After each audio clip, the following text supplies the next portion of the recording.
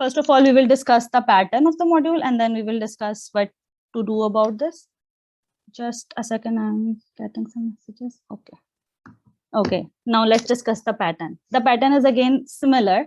You will get 40 questions. It will be divided into four sections. The previous one was divided into four sections. This one is divided into 3 sections. The time allowed is 60 minutes. They understand that it's a bit difficult module as compared to listening. So yes, you will get 60 minutes. And then again, everybody has different reading speed. So they have to buffer that up, they have given you 60 minutes. So the preferable time distribution. Normally, the length of passages is almost the same. The first one might be a bit easier, but the length of passages would be the same. So the preferable time distribution, people suggest that divide all of the passages into 20 minutes, but I would suggest to divide them like this.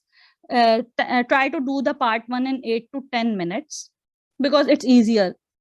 For part 2 and 3, since the difficulty level would be more, try to do them in 15 to 20 minutes. And then you will have 10 minutes. If you have any questions, please write down it in the chat box. And then the buffer time, you will have buffer time of 10 minutes. And if you go astray or you lose some time in any passages, you will have this time so that you can go back and look for answers if you have missed anything. This is my preferable distribution. You can make your own, but this worked a lot for me and a lot of people I helped. Tips. First, again, most important is read the task carefully. We don't want to lose any marks due to silly mistakes. A friend of mine had taken this exam 5 to 10 times, and she always missed it by points. Like she always used to get 6.5 and she needed 7. And I just casually asked her, do you follow the task? And she was like, really? And then that's how she found out what she was doing wrong. So it's really important to read the task carefully. Read the questions, and for the reading task, you tend to get astray. People start to read the passage before they go on to the question. So it's better, but if you don't know what you are going to look for, what are you reading? So it is always better to read the passage, read the questions first, and then move on to the passage. Then there is one thing that for the same passage, you will get different types of questions.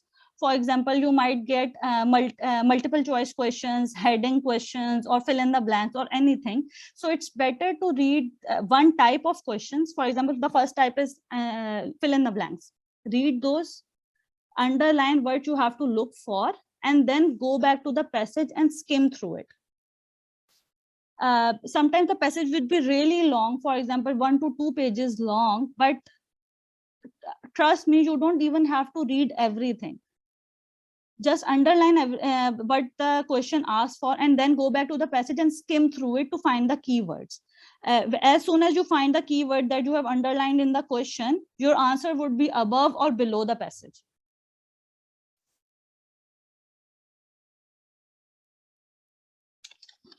Then answers are normally in chronological order. Like in the previous module, I told you in the listening that the recording will not be played again. So if you miss something, don't dwell on it and move on.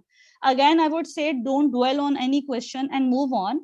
But there's a small trick that you can utilize in this one because there is no time pressure of recording here. So normally the questions and their answers are arranged in chronological order. So for example, you have the answer to question 1 and you can't find the answer to question number 2, just move on to question number 3. If you find its answer, I can guarantee you that the answer of question number 2 is between the answers of question number 1 and question number 2. But again, don't waste a lot of time. Just make a guess if you don't find anything, but don't leave any blanks, because again, there's no negative markings.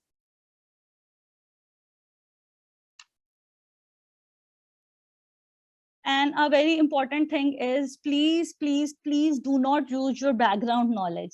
Sometimes the topic might be something that you know about, for example, research related, medical topic, or anything that you already know about. So in the questions, you tend to use your own background knowledge, and that's where you make mistakes.